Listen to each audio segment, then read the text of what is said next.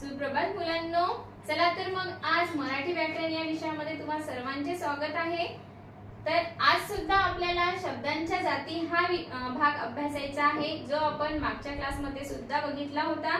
त्याचा एक मागचा आढावा घेऊन आपण पुढे सुरुवात करूया। ओके, तर शब्दांच्या एकूण किती जाती आहेत?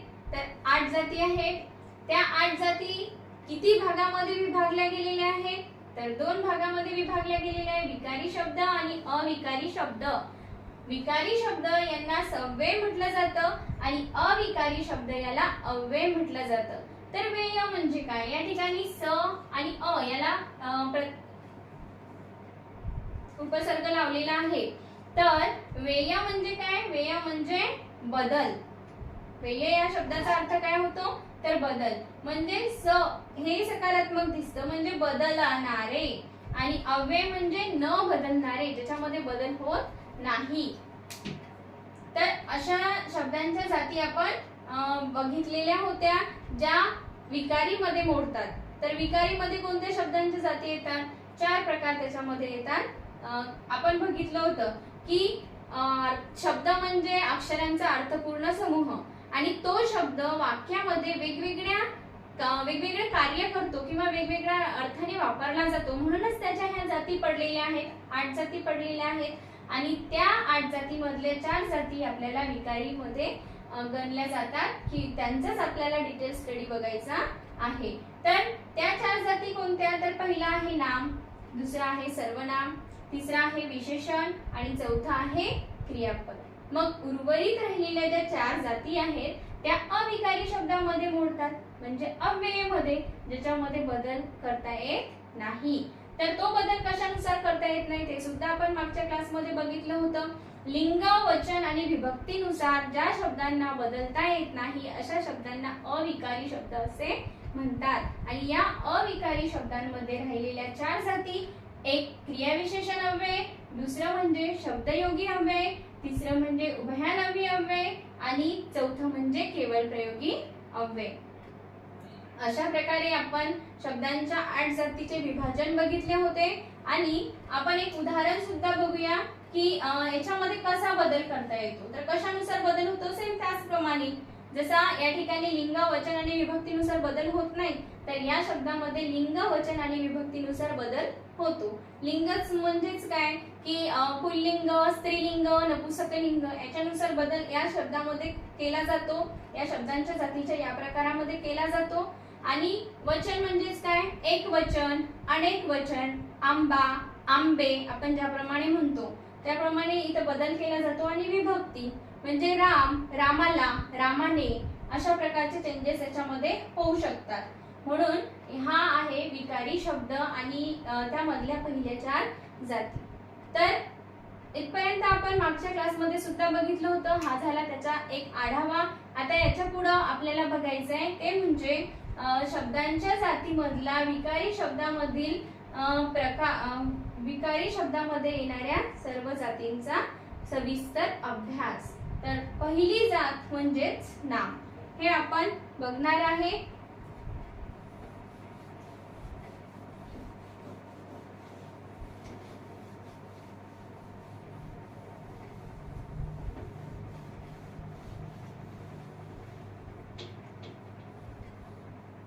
ओके, तर आतापर्यंत जे आपण बघितलं ते म्हणजे शब्दांच्या एकूण किती जाती? 8 जाती। त्या 8 जातींना 2 प्रकारामध्ये विभागले गेले आहे, ते म्हणजे विकारी शब्द, अविकारी शब्द, ज्याच्यामध्ये बदल होतो, करता येतो ते विकारी शब्द, आणि ज्याच्यामध्ये बदल करता येत नाही ते अविकारी शब्द। आणि ते जे विकारी शब्द आहे त्यामधला पहिली जात म्हणजेच नाम। याला मराठीत आपण नाव सुद्धा म्हणतो, आपण मराठीत याला नाव म्हणतो। आणि हा जो नाम वर्ड आहे हा संस्कृत मधील आहे। तर नाम म्हणजेच काय?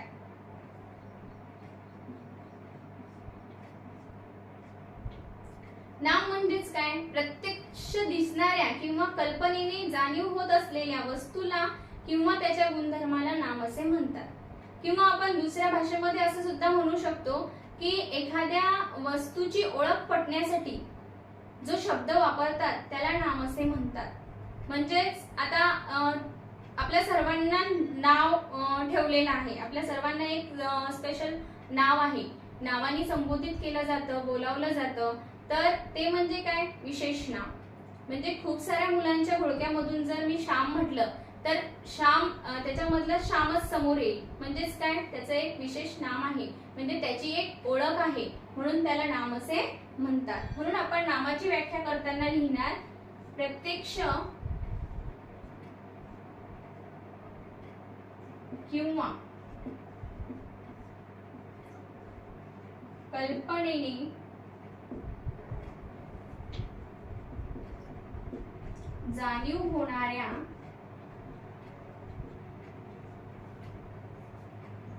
वस्तूला, व्यक्तीला आणि त्यांच्या गुणधर्माला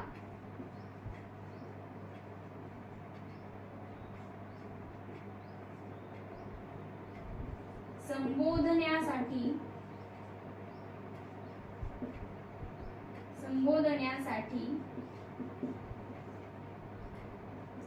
ज्या शब्दांचा वापर केला जातो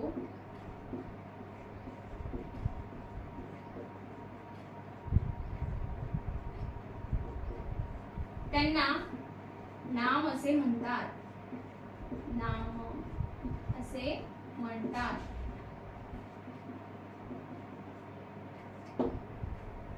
त्यानंतर आपण असंही म्हणू शकतो, एक शॉर्टकट मध्ये हे पण लक्षात ठेवायचं की एखाद्या वस्तूला किंवा व्यक्तीला किंवा ठिकाणाला ओळख प्राप्त करून देण्यासाठी जे जे शब्द वापरले जातात किंवा ज्याने संबोधिले जाते त्यालाच नाम असे म्हणतात। एक्झाम्पल जर का आपण बघितलं, म्हणजे आपण उदाहरण बघितले तर काय होईल, मुंबई, राम, त्यानंतर पाऊस,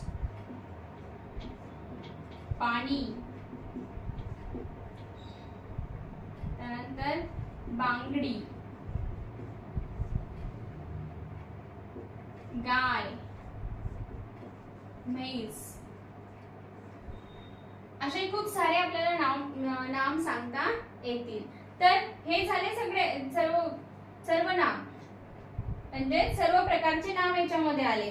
पण या नामाचे विशेष किती प्रकार आहे आणि याच्यामध्ये हे जे नाम मी लिहिलेले आहेत ते त्या नामाच्या कोणत्या प्रकारामध्ये मोडतात हे सुद्धा आपल्या सर्वांना माहिती असणं गरजेचं आहे। त्यासाठी नाम म्हणजे काय हे तर आपण व्याख्येच्या स्वरूपात बघितलेलंच आहे, त्याचे उदाहरण सुद्धा बघितले, परंतु नामाचे एकूण किती प्रकार आहेत, ते प्रकार कशा प्रकारे पडलेले आहे किंवा त्याला काय संबोधले जाते ते सुद्धा आपण सविस्तर बघूया।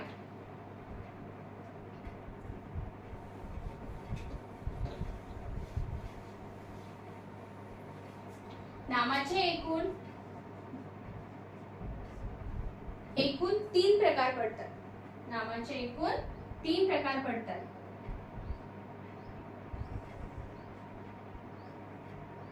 मुख्य 3 प्रकार। मुख्य किती प्रकार आहे तर 3 प्रकार आहे। कुठले कुठले तर पहिलं म्हणजे सामान्य नाम,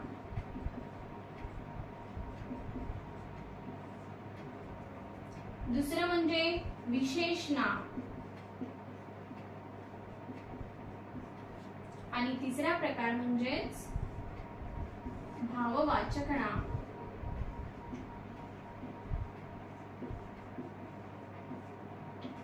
बघा विशेषतः तुम्ही जर का एक बेसिक प्रकारे लक्ष ठेवलं की नाम म्हणजे काय की एखाद्या वस्तूला ओळख प्राप्त करून द्यायच्या उद्देशाने जो शब्द वापरला जातो त्याला नाम असे म्हणतात, हे तर आपल्याला क्लिअर आहे।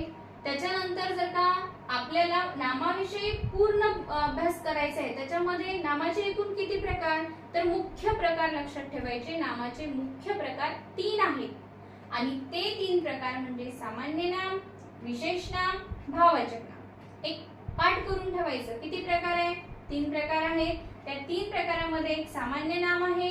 सामान्य नामाला आपण दुसऱ्या शब्दात जातीवाचक नाम असे सुद्धा म्हणू शकतो, कारण विशिष्ट जातीचा बोध त्या नामातून आपल्याला होतो, म्हणून त्याला जातीवाचक नाम असे सुद्धा म्हणतात. आणि विशेष नामाला काय म्हणू शकतो मग दुसऱ्या शब्दात, तर व्यक्तिवाचक नाम. व्यक्तिवाचक नाम.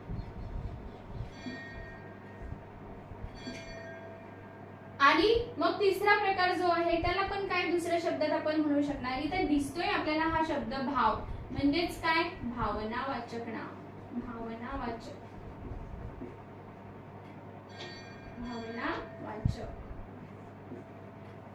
ज्याच्यामधून आपल्या भावना आपल्याला मांडता येतात किंवा आपल्या भावना व्यक्त होतात. एक भावनायुक्त शब्द त्याच्यामधून दिसतात. आनंद, दुःख, त्यानंतर वेगवेगळे शब्द असतात. तर त्यालाच म्हटलं जातं भावना. आणि गुणवाचक सुद्धा आपण याला म्हणू शकतो, भाववाचक आणि गुणवाचक.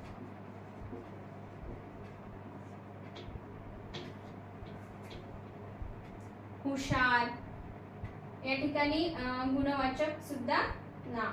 आणि त्यानंतर सामान्य नाम, विशेष नाम आणि भाववाचक नाम. याच्यामध्ये आणखी मग 2 प्रकार मोडतात. कशामध्ये, तर सामान्य नामामध्ये. याच्यामध्ये 2 प्रकार मोडतात. म्हणजेच एकूण काही ठिकाणी आपल्याला नामाचे 5 प्रकार पाहायला मिळतात. तर ते 5 प्रकार अशा प्रकारे पडलेले आहे. मुख्य 3 प्रकार आणि सामान्य नामाचे आणखी 2 प्रकार. पहिला प्रकार म्हणजेच काय, पहिला प्रकार म्हणजेच पदार्थवाचक.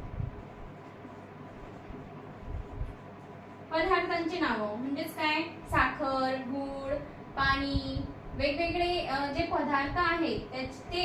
आणि यालाच आपण म्हणणार धातुवाचक सुद्धा, द्रव्यवाचक किंवा धातुवाचक. सोने, चांदी अशा प्रकारचे नाम. आणि दुसरा जो प्रकार आहे त्याला म्हटलेला आहे समुदायवाचक.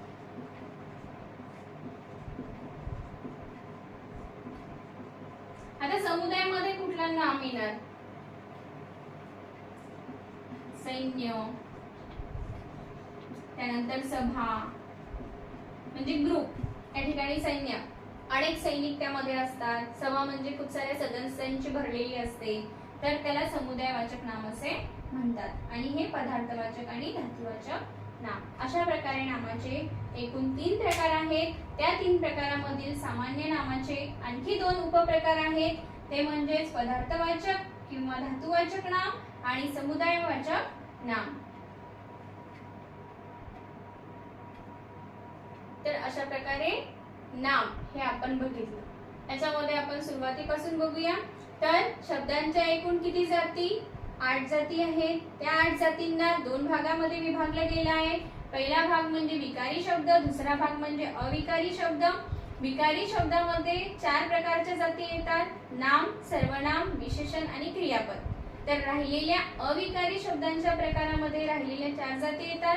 त्या म्हणजे क्रियाविशेषण अव्यय, शब्दयोगी अव्यय, उभयनामी अव्यय आणि केवळ प्रयोगी अव्यय. तर त्याच्यामधला विकारी मधला आपण पहिली जात बघितली ती म्हणजे नाम. नाम हा शब्द संस्कृत मधील आलेला आहे, त्यालाच मराठीमध्ये आपण नाव असे म्हणतो. आपल्या सर्वांना एक ओळख प्राप्त करून देण्यासाठी जो शब्द वापरला जातो त्यालाच नाम असे म्हणतात. आणि त्या नामाचे एकूण मुख्य 3 प्रकार आहेत. 3 प्रकारामध्ये पहिला प्रकार म्हणजे सामान्य नाम, दुसरा प्रकार म्हणजे विशेष नाम आणि तिसरा प्रकार म्हणजे भाववाचक नाम. तर याच्यामधला पहिला जो प्रकार आहे सामान्य नाम.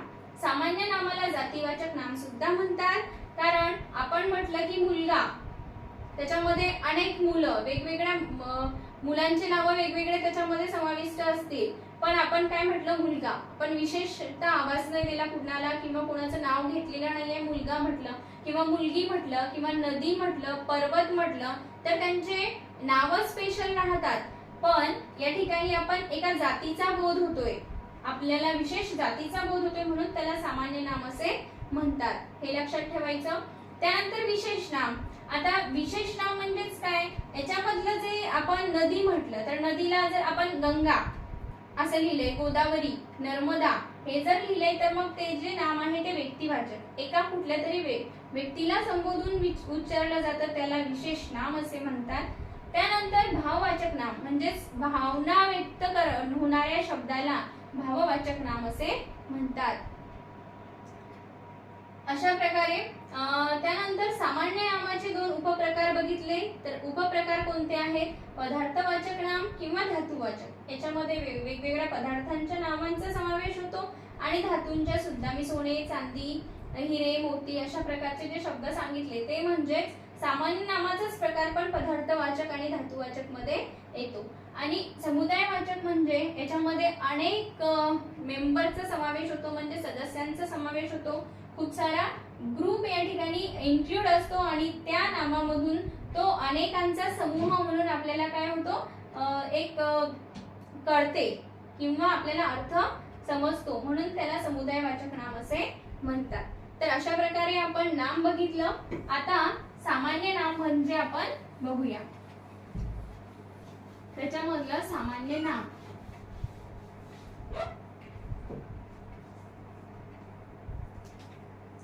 पहिला प्रकार म्हणजे सामान्य नाम.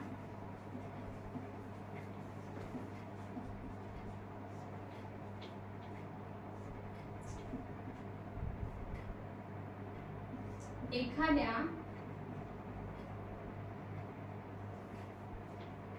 जातीचा बोध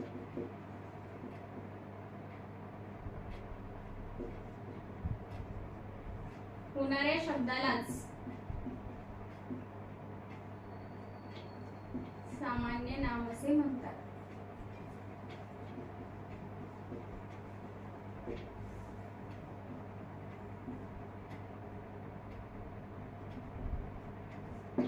बघा, एखाद्या जातीचा बोध होणाऱ्या शब्दालाच सामान्य नाम असे म्हणतात.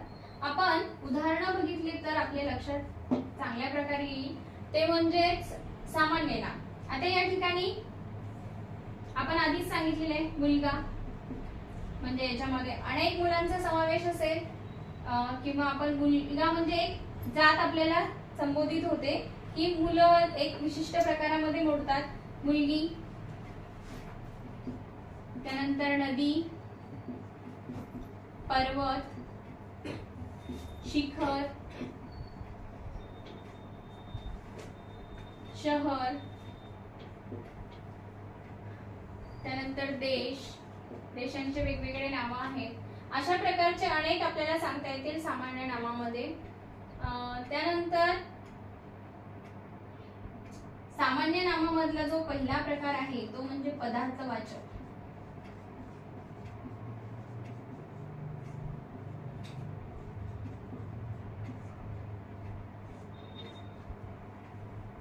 पदार्थवाचक नाम ज्या शब्दांमधून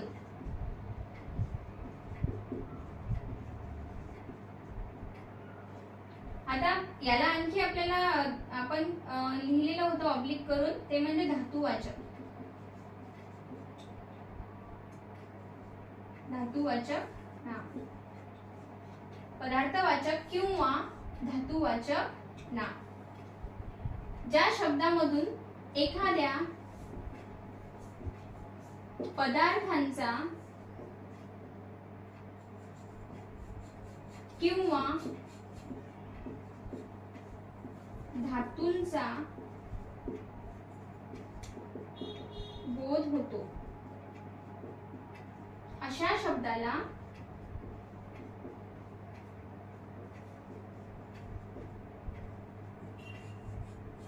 पदार्थवाचक किंवा धातुवाचक नाम असे म्हणतात.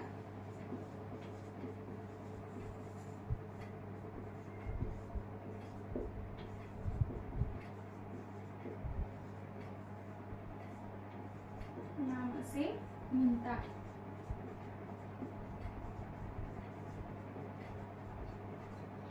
व्यवस्थितपणे नोट डाऊन करून घ्यायचं आहे की पदार्थवाचक नाम सगळ्यात जे मी तुम्हाला दिलेले आहेत ते व्यवस्थित तुम्ही तुमच्या वहीमध्ये लिहून घ्यायचं आहे. सुरुवातीपासून आपण ज्या शब्दांच्या जाती बघितल्या त्यांचे 8 प्रकार बघितले, त्याचे 2-2 भाग झालेले आहेत, विकारी आणि अविकारी. त्यानंतर आपण त्या विकारी मधला पहिला प्रकार बघितला नाम. तर नामाचं डिटेल्स मध्ये तुम्हाला सर्व लिहून घ्यायचं आहे. नाम म्हणजे काय, नामाची व्याख्या आपण कशी करू शकतो, दुसऱ्या शब्दात सुद्धा नामाला काय म्हणतो, नामाचे विशेष किती प्रकार आहेत, मुख्य किती प्रकार आहेत, तर 3 प्रकार आहेत. त्या 3 प्रकारामधल्या सामान्य नामाचे सुद्धा 2 उपप्रकार आहेत आणि तेच आपण आता अभ्यासतोय, तो म्हणजे सामान्य नाम. बघा, सामान्य नाम म्हणजे एखाद्या जातीचा बोध होणाऱ्या शब्दाला सामान्य नाम असे म्हणतात. म्हणजेच एखादी जात म्हणजे या ठिकाणी एखादा ग्रुप, त्या ठिकाणी म्हणजेच मुलगा, मुलगी, नदी, पर्वत, शिखर, शहर, तर त्याच्यामध्ये खूप सारे नाव, विशेष नावं मोडतात, तर त्यांचा समावेश होतो. पण या ठिकाणी नदी म्हटलं की आपल्या समोर एक चित्र तयार होते, ते म्हणजेच नदीचं. म्हणजे एक कुठल्याच प्रकारची नदी आपल्या, एक नाव आपल्या समोर येत नाही की नर्मदा आहे, गोदावरी आहे, सिंधू आहे किंवा कावेरी आहे. तर नदी म्हणजे सगळ्यात सेम आपल्याला नद्या. त्यानंतर पर्वत, शिखर, म्हणून त्याला म्हटलेलं आहे सामान्य नाम. आणि त्या सामान्य नामामध्ये एक उपप्रकार पहिला म्हणजे पदार्थवाचक नाम आणि धातुवाचक नाम. ज्या शब्दामधून एखाद्या पदार्थाचा किंवा एखाद्या धातूचा बोध होतो, तर अशा शब्दांनाच आपण पदार्थवाचक नाम किंवा धातुवाचक नाम असे म्हणतो. उदाहरण पाहायचं झालं तर उदाहरणामध्ये साखर, दूध, दही, त्यानंतर सोने, चांदी, हिरे, मोती इत्यादींचा समावेश होतो. तर तुम्हाला लक्षात आलं असेलच की आपण नामाचा पहिला प्रकार बघतोय सामान्य नाम. सामान्य नामामधला पहिला उपप्रकार पदार्थवाचक नाम किंवा धातुवाचक नाम. तर सामान्य नामामधला दुसरा उपप्रकार कोणता? सामान्य नामामधला दुसरा उपप्रकार कोणता आहे? तर तो म्हणजे समुदायवाचक नाम. त्याच्यामधला दुसरा उपप्रकार आहे समुदायवाचक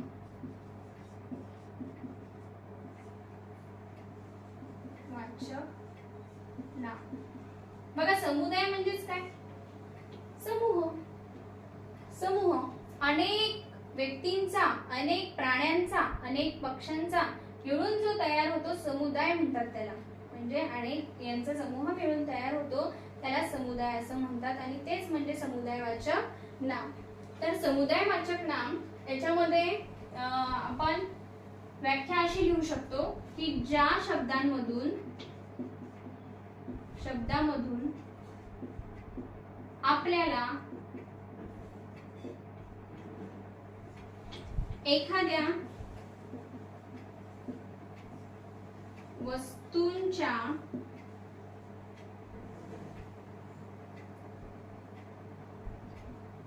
व्यक्तींच्या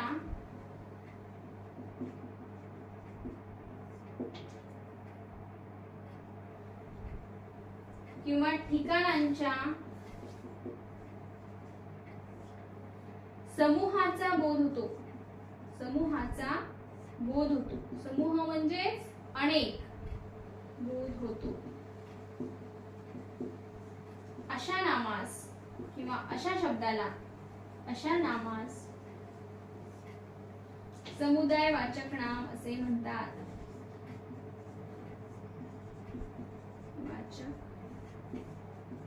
नाम असे म्हणतात. बघा, समुदायवाचक नाम हा कोणाचा उपप्रकार आहे? सामान्य नामाचा उपप्रकार आहे दुसरा. तर ज्या शब्दामधून आपल्याला एखाद्या वस्तूच्या, व्यक्तीच्या किंवा ठिकाणांच्या समूहाचा बोध होतो अशा नामास समुदायवाचक नाम असे म्हणतात. त्यांची उदाहरणं जर सांगायची झाली तर या ठिकाणी काय म्हणणार आपण? समुदायवाचक मध्ये एक कळव, त्यानंतर सभा, अनेक सदस्यांची भरलेली, अनेक सैनिकांचा मिळून काय तयार होते? तर सैन्य. अनेक मुलांचा मिळून काय तयार होतो तर क्लास, त्याला वर्ग म्हणतो. त्यानंतर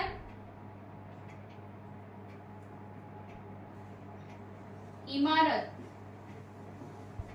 त्याच्यामध्ये अनेक रूम असतात, खोल्या असतात, तर आपण त्याला इमारत म्हणणार म्हणजेच किंवा इमारती म्हणणार.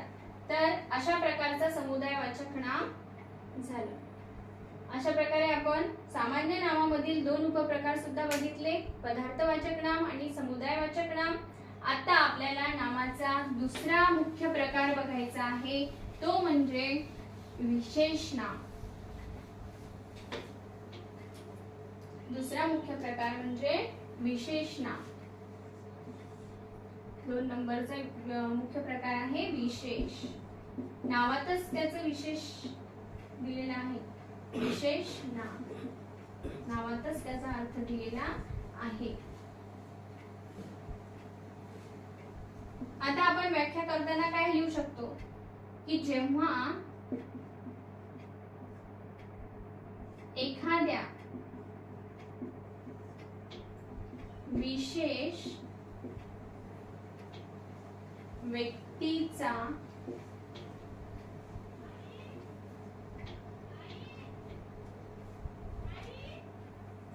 ठिकाणांचा किंवा वस्तूचा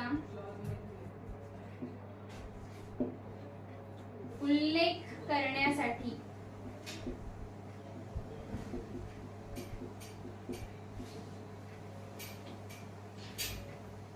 जो शब्द वापरला जातो किंवा जे नाम वापरले जाते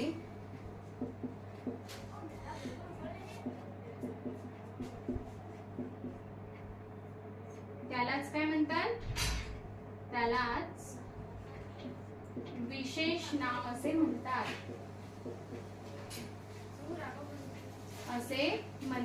विशेष नाम असे म्हणतात.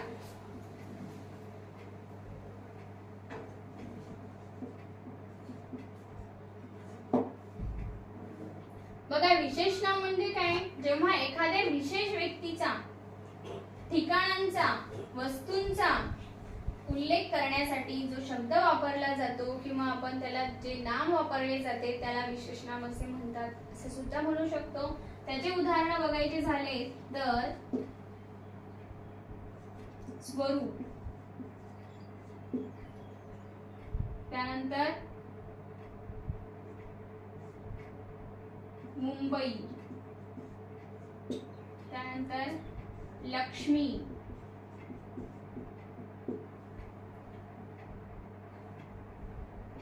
त्यानंतर आपण आणखी कोणत्या वेगवेगळ्या वस्तूला ग्लास, म्हणजे विशेषतः आपल्या लक्षात येतो की पर्टिक्युलर एखादी वस्तू आहे त्याला ओळखण्यासाठी आपण जे विशेष नाम वापरतो त्यालाच विशेष नाम असे म्हणतात. जे नाम वापरतो त्यालाच विशेष नाम असं म्हणतात. अनेक आपण विशेष नाम सांगू शकतो. कढई, पेन, पेन्सिल, अशा प्रकारे अनेक प्रकारे आपण एखाद्या विशेष वस्तूला ओळखण्यासाठी जे नाम वापरतो त्याला विशेष नाम असे म्हणतात. तर अशा प्रकारे नामाचा दुसरा प्रकार सुद्धा आपण बघितला. हा सुद्धा व्यवस्थितरित्या लिहून घ्यायचा आहे आणि तो परत परत एक वाचायचा आहे. वाचन करून आपल्या लक्षात, म्हणजेच की फक्त आपल्याला एक पाठ नाही करायचे. पाठ हे टेम्पररी असतं पाठ केलेलं, आणि जर तुम्ही समजून घेतलं की खरंच नाम म्हणजे काय, तर नामाचे मुख्य 3 प्रकार आहे: सामान्य नाम, विशेष नाम, भाववाचक नाम. सामान्य नाम म्हणजे काय, ज्याच्यामध्ये एखाद्या जातीचा बोध होतो त्याला सामान्य नाम म्हणतात. आणि विशेष नाम म्हणजे काय, एखाद्या व्यक्तीचा, विशेष व्यक्तीचा, वस्तूचा, ठिकाणाचा बोध होतो त्याला विशेष नाम म्हणतात. त्यानंतर भाववाचक म्हणजे काय, व्यक्तीच्या भावनांचा उल्लेख होतो किंवा भावनांचा नामाचा उल्लेख होतो, म्हणजेच काय, आनंद, दुःख, राग, तर अशांचा जो भाव व्यक्त होतो त्यालाच भाववाचक नाम असे म्हणतात. तर हे प्रकार आपण बघितले, पण पदार्थवाचक आणि समुदायवाचक कशामध्ये येतं, तर ते सामान्य नामाचे उपप्रकार आहेत, ते सुद्धा आपण बघितले. आता हा दुसरा प्रकार विशेष नामाचा. आता शेवटचा जो प्रकार आहे तो म्हणजे तिसरा मुख्य प्रकार, नामाचा तिसरा मुख्य प्रकार म्हणजेच भाववाचक नाम. तो सुद्धा आपल्याला बघायचा आहे. भाववाचक नाम.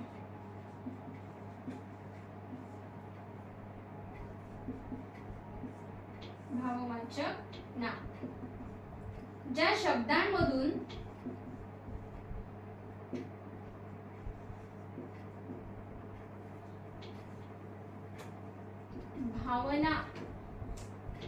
भावनांचा बोध होतो,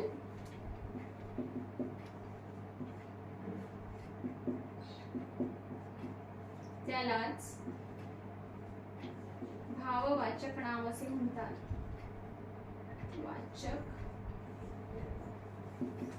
नाम असे म्हणतात. उदाहरण, आता उदाहरण बघणार आहे आपण याचे.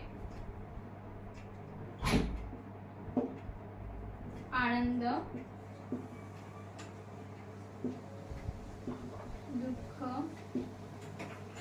त्यानंतर राग, त्यालाच आपण क्रोध सुद्धा म्हणू शकतो.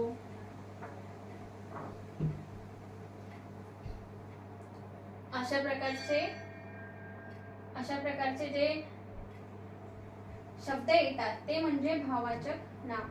आपल्या भावनांचा एक उल्लेख होतो किंवा आपल्या भावना स्पष्ट होतात, अशा शब्दांचा उल्लेख त्यामधून होतो, त्यालाच भाववाचक नाम असे म्हणतात. अशा प्रकारे आपण मराठी व्याकरणातील शब्दांच्या जाती हा भाग अभ्यासलेला आहे.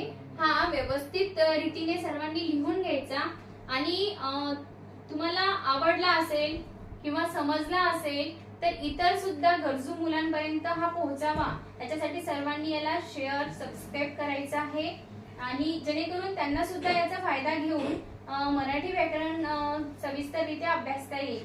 अशा प्रकारे आणखी आपण नवनवीन व्हिडिओ सुद्धा बनवून तुम्हाला पाठवणार आहोत, तर त्या सर्वांचा तुम्हाला फायदा घेता येईल. तुमच्यासारख्या आणखी विद्यार्थ्यांपर्यंत हा शक्य तेवढ्या विद्यार्थ्यांपर्यंत पोहोचवण्याचा प्रयत्न करा. ठीक आहे, आजच्यासाठी एवढंच. बाकीचा जो पार्ट आहे तो म्हणजेच सर्वनाम आपण पुढच्या क्लासमध्ये अभ्यासणार आहोत.